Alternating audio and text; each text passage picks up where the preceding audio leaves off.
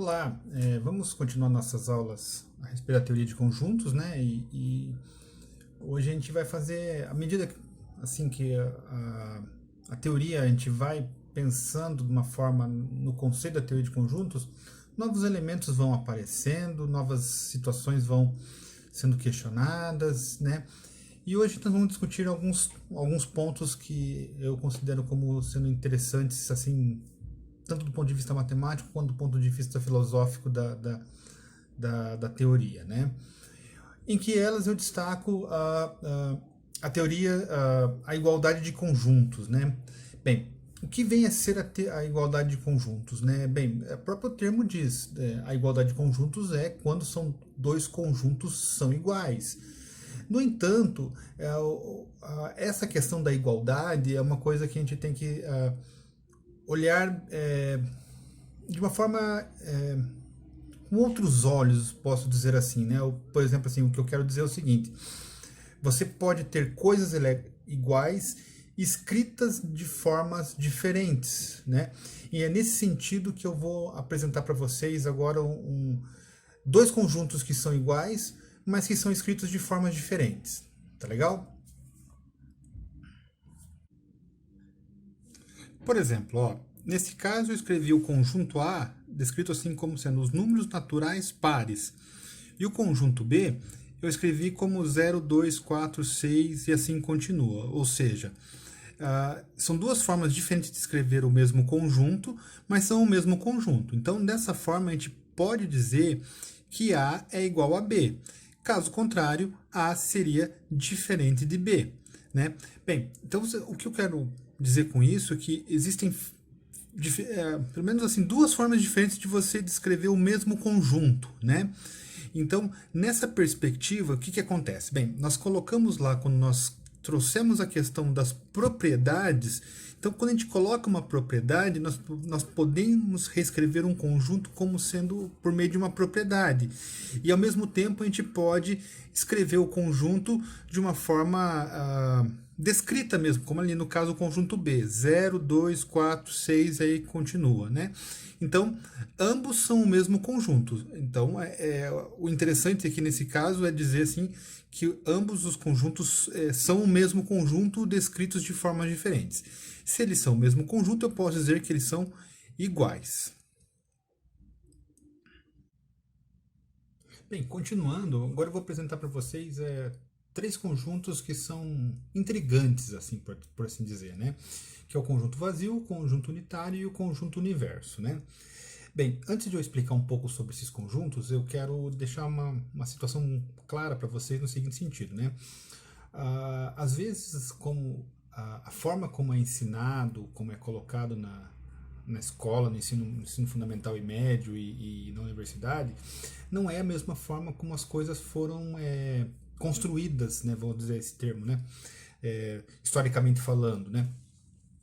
Por exemplo, futuramente a gente vai estudar três conteúdos que são a base do cálculo, né, que é o limite, as derivadas e as integrais, e elas não foram construídas assim, primeiro limite, primeiro depois derivada, depois integrais. Há uma mescla ali de elementos assim, né? Por que eu estou falando disso? Porque assim, essa teoria de conjuntos, ela foi desenvolvida pelo matemático Georg Cantor, né? E ele é um matemático que nasceu em 1855 e viveu até 1918. Então, é uma teoria relativamente nova. É uma teoria que estava em um momento na necessidade de um formalismo das coisas. Então, ela vem trazendo elementos ali que necessitavam para aquele momento, né? Então, e nisso há alguns paradoxos, né? Então, por exemplo, a própria questão do conjunto vazio, né? Pô, conjunto vazio, por que desse conjunto, né? É um conjunto, assim, como é que a gente poderia pensar nesse conjunto, né? O conjunto unitário, eu vou apresentar para vocês logo, assim, como é que a gente pode pensar nesse conjunto vazio. O conjunto unitário também é um conjunto. Eu faço uma correlação nesses momentos assim que a gente está, né, passando agora, assim, um tempo muito de a gente poder interpretar, refletir algumas coisas assim. E eu nas minhas releituras, né, vou fazer né, estabelecer uma relação, né, por exemplo, assim, conjunto unitário, né? O que a gente pode pensar? É o conjunto formado por um elemento só, né? E nessas reflexões eu acabei fazendo uma correlação assim como aquela música dos Engenheiros do Havaí, né? O exército de um homem só, né? Então, sim, é o conjunto formado por um único elemento. E também eu vou apresentar para vocês assim como é que seria a descrição desse conjunto, né? E por último, né, o conjunto universo, né? Que o conjunto universo ele é o conjunto formado por todos, né? Todos os elementos que estão sendo discutidos naquela situação, tá? São três conjuntos que têm sua importância para a teoria e ela vai fazer um significado muito grande também para a matemática, né? O próprio conjunto vazio, né? Ele de certa forma ele cumpre um papel muito importante, né? Por exemplo, assim, quando eu quero é uma maneira de a gente simplificar proposições e evitar um grande número de exceções. Então, o conjunto vazio ele assim eu posso dizer assim que qualquer propriedade contraditória o vazio está ali para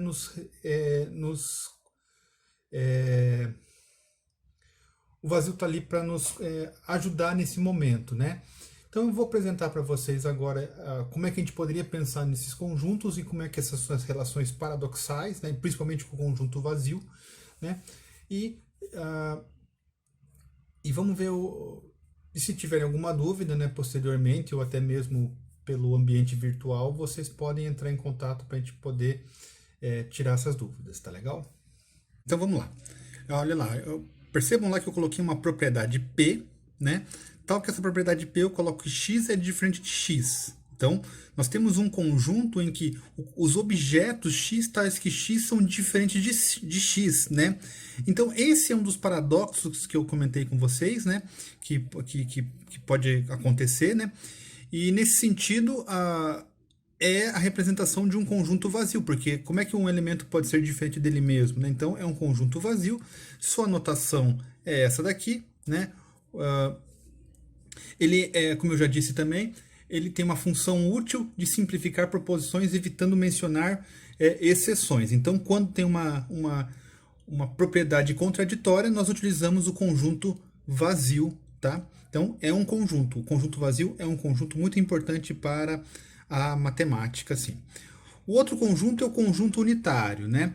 Que eu falo assim, ó, por exemplo, eu coloco a seguinte propriedade. Os números pares e primos, né? Ou eu posso escrever da seguinte forma, x tal que x é um número natural e primo. Bem, qual que é o único primo par? O único primo par é o 2. E a representação dele é essa mesmo, abre colchetes, abre parênteses, abre chaves, perdão, abre chaves, coloca o número e fecha chaves, né? Então a representação dele é essa daqui, tá? E o conjunto universo, que é o conjunto formado por todos os elementos de um determinado assunto. Então, uma situação, estamos mexendo com os números naturais, né? Então, qual que é o meu conjunto universo? Meu conjunto universo é o conjunto dos números naturais, né? E quando, por exemplo, eu coloco assim, eu quero saber os números pares, então são conjuntos desse conjunto maior. Então, nesse sentido, a gente abre uma outra questão aí também, né? Que o conjunto universo, ele vai nos ajudar muito também a compreender situações que vamos estudar posteriormente no próprio estudo de funções, né? Quando a gente coloca determinada situação, entender aonde nós estamos trabalhando, entender qual é o conjunto dos elementos que nós estamos estudando, ajuda muito no entendimento de outros conceitos. Então, a princípio, a gente olhando esses três conjuntos aqui, o conjunto vazio, o conjunto unitário e o conjunto universo, dá uma impressão assim de simplista. mas por trás da simplicidade que eles têm, eles apresentam uma complexidade, né, que pode contribuir, né, para a aprendizagem da matemática como um todo.